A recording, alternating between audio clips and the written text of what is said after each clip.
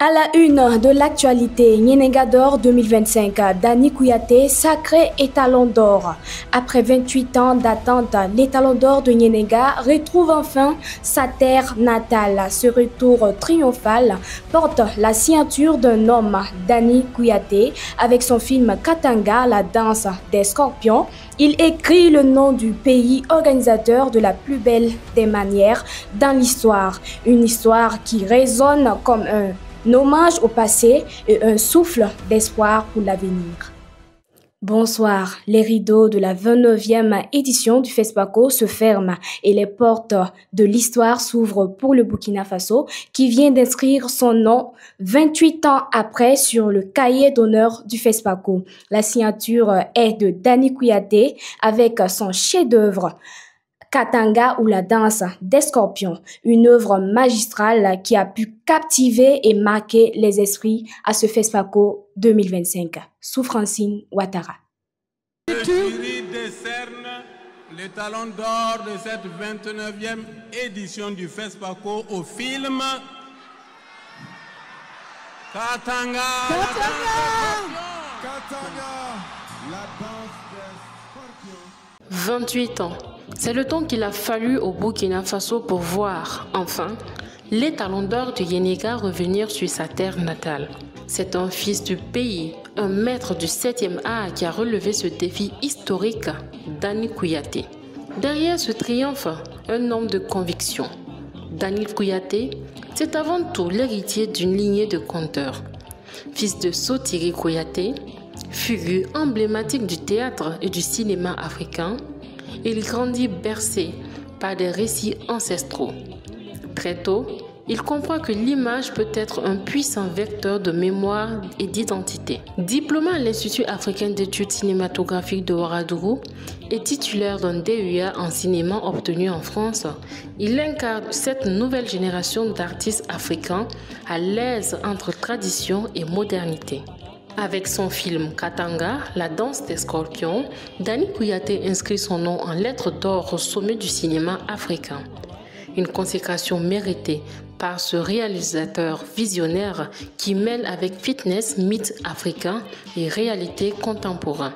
Ce n'est pas la première fois que Dany Kouyaté éclaire les écrans du FESPACO. En 1995, son premier long métrage Keïta, l'héritage du griot, est salué pour sa manière subtile de revisiter l'époque de Soundiata Keïta. Une œuvre qui pose déjà les bases de son style, une narration puissante portée par l'oralité et un profond respect de racines africaines. Avec Katanga, la danse des scorpions, il va encore plus loin, explorant les tensions sociales et les dilemmes identitaires tout en livrant une mise en scène magistrale qui a conquis le jury du FESPACO 2025. C'est un hommage à mon père, c'est un hommage à tous les créateurs du Burkina Faso, à tous ceux qui nous ont dévancés. Nous avons une pensée pour eux, à tous ceux qui ont tracé la voie que nous essayons de suivre humblement. Nous sommes aujourd'hui fiers pour eux. C'est la preuve qu'il faut persévérer, que quand on persiste, on y arrive. C'est plus qu'un honneur, c'est grand pour moi. Je suis très fier d'être le 3e Burkinabé qui brandit les talons du Nyenenga. En ramenant les talons d'or après 28 ans d'attente, Dany Kouyaté offre au Burkina Faso plus qu'un trophée, un symbole. Celui d'un cinéma burkinabé toujours debout, toujours inspiré, prêt à écrire les prochaines pages de l'histoire du 7e art africain. Un exploit historique, un héritage perpétué et une inspiration pour des générations futures. Toujours les distinctions du FESPACO, mais cette fois-ci avec les prix spéciaux. À la veille de la clôture, la cérémonie de proclamation des prix spéciaux a déjà livré son verdict. Le Burkina Faso, pays hôte, s'est encore illustré en remportant un nombre significatif de ces prix. Jean-Baptiste Randé. Cette proclamation des prix a vu au total 22 prix spéciaux décernés à la veille du clap de fin de ce FESPACO 2025. En attendant le prestigieux prix, les lauréats se réjouissent de leur moisson. Les mots me manquent pour exprimer ce que je ressens. Déjà que la sélection, c'était un prix, mais recevoir notre prix aujourd'hui, c'est énorme pour une première participation au FESPACO. Je du mal à m'exprimer, j'ai du mal à dire ce que je ressens là maintenant, mais c'est beaucoup d'honneur, beaucoup de joie et de la gratitude. J'ai versé des larmes juste pour me dire que, est-ce que c'est vrai que c'est ce film qu'on a dénigré qui a été accepté au FESPACO et qui a eu un prix aujourd'hui. C'est très important. Ce n'est pas les montants que je regarde, mais ce prix Agence des Nations Unies pour les réfugiés, c'est quelque chose. Le Burkina Faso s'illustre avec 17 prix sur 22. Le nom à retenir est Dani Kouyaté avec son film Katanga, la danse des scorpions qui rafle 4 prix. Le prix Samben Ousmane, le prix spécial de l'UOMOA, le prix de la FDCT et le prix spécial de la critique africaine. Très ému, il dédie ses prix à la jeunesse. Tous ces prix-là, je les dédie à la jeunesse burkinabé et surtout aux jeunes cinéastes burkinabés qui sont sans complexe aujourd'hui et qui vont faire la relève sans complexe. Le Mali, le Sénégal, le Rwanda et le Cameroun sont les pays qui ont inscrit leur nom dans le palmarès des prix spéciaux. Les regards se tournent maintenant sur les Talons d'or de Yenenga, le prix le plus convoité. FESPACO Pro Mica a refermé ses portes hier soir. La cérémonie de clôture a eu lieu au siège du FESPACO. Cadre d'échange et de promotion des talents, plusieurs réalisateurs dont les films sont en post-production ont reçu des financements pour achever leurs œuvres. Gloria Balo. Espace d'échange et de valorisation de l'industrie cinématographique africaine, le marché international du cinéma et de l'audiovisuel africain a enregistré pour cette édition une centaine de stands dressés avec environ 250 visiteurs par jour. Ce cadre de réseautage a reçu 18 participants de nationalités différentes aux ateliers Nyenenga Academy, 14 projets reçus pour la coproduction et 7 en post-production. Pour couronner cette cérémonie, des prix ont été décernés à certains réalisateurs pour la finalisation de leurs projets. Nous sommes très heureux, nous sommes très contents parce que ça fait longtemps quand même qu'on travaille sur ce projet-là et venir au FESPACO, le présenter et partir avec un prix, c'est vraiment très très important pour nous. Et c'est une histoire d'une jeune fille qui a passé tant d'années à travailler pour venir se marier et quand elle arrive, au moment de se marier, elle ne peut plus parce qu'il y a plus de pluie, parce qu'il y a plus d'eau et parce que tout simplement le dérèglement climatique est passé par là. L'histoire, c'est l'histoire de deux jeunes grouilleurs qui veulent se faire respecter dans la société, qui se débrouillent, qui mènent vraiment une vie de débauche. Et t'en as un qui va tomber sur un sac de drogue et qui va tout de suite trouver une opportunité et se dire que c'est la clé de sortie. Et au final, ils vont entrer dans ce monde-là à travers une connaissance à eux, mais ils vont tout de suite se rendre compte que c'est un monde assez vicieux et très dangereux. Ils vont vouloir ressortir, mais c'est vicieux, donc ils ne pourront pas. Mais au final, il y a un gros drame qui va arriver. Je passe spoil.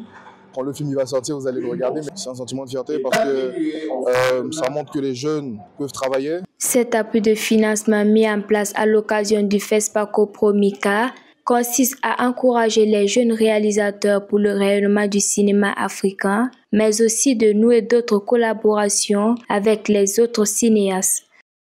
Il a remporté les talons de bronze au FESPACO 2015. Sékou Traoré, un compagnon de Dani Kouyaté, réalisateur, producteur et scénariste, son talent et son engagement ont marqué le cinéma burkinabé et africain.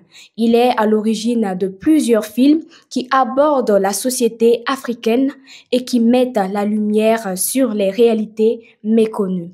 Faridatou Belem.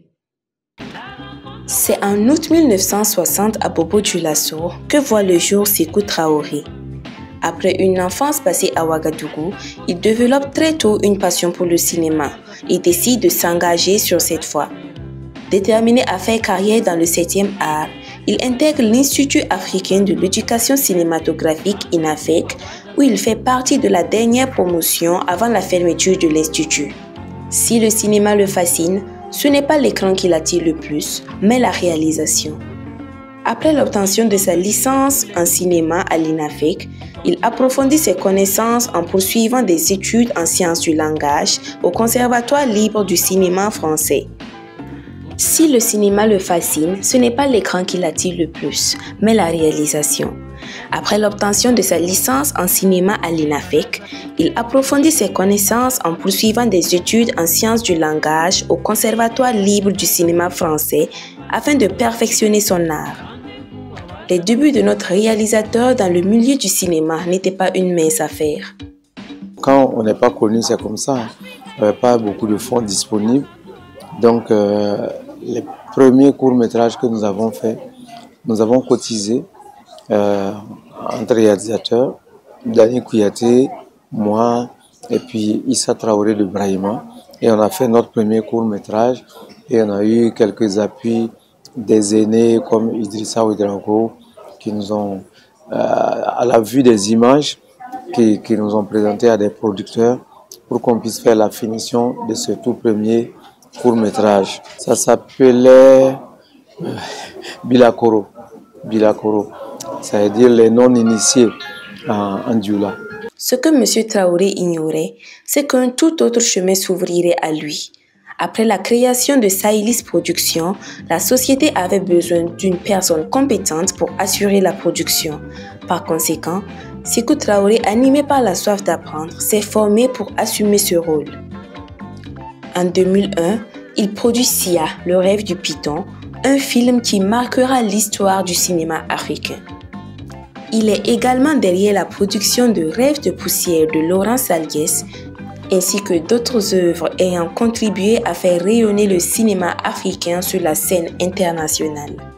Toutefois, la production n'éclipse pas sa passion première, la réalisation. En 2015, il réalise un chef-d'œuvre, L'œil du cyclone. Ce gars, il peut tuer avec 2 doigts. Toi là, est-ce que tu as déjà gagné procès un jour? Parce que vous croyez que je veux gagner ce procès? C'est un long métrage qui est une adaptation d'une pièce de théâtre du même nom qui a été traduite dans presque toutes les langues du monde, qui a circulé sur tous les continents et qui était l'œuvre, donc je parle de la pièce de théâtre, de Luis Marquez. Et Luis Marquez était d'ailleurs le directeur artistique du film quand on le tournait. Le film remporte l'étalon de bronze à la même année. Pour cette 29e édition, il vient en tant que coproducteur de Katanga, la danse du scorpion de Dani Kouyaté, un long métrage en lice pour le Grand Prix du festival. Ayant fait ses preuves dans le monde du cinéma africain, Sékou Traoré a un regard particulier sur la célébration du Festival panafricain du cinéma et de la télévision de Ouagadougou. Un festival dans un pays, il est d'abord animé par les gens du pays. Animé veut dire quoi? Ce n'est pas les animations culturelles. Ça veut dire que ce pays doit produire des films à la hauteur du grand festival qu'il a à sa portée. Mais si c'est pour venir trouver toujours que c'est des petits films ou des films moyens, ça veut dire que chaque 2 ans, nous organisons un festival pour les autres. Alors si c'est le but, l'expertise de Sékou Traoré ne fait aucun doute. Des réalisateurs des 4 coins du monde soumettent leurs projets de film à Saïlis Productions qu'il dirige en tant que régisseur général ou producteur exécutif. Il continue de façonner le paysage cinématographique africain, prouvant que derrière chaque grand film, il y a un passionné prêt à relever tous les défis. C'est ici que nous refermons le journal spécial FESPACO. Ce fut un plaisir pour moi de partager avec vous ces moments forts du 7e art africain. Merci encore de nous avoir suivis et rendez-vous en 2027 pour la 30e édition du FESPACO, Dieu voulant. Restez connectés sur Fadima Web TV, les racines de l'actu.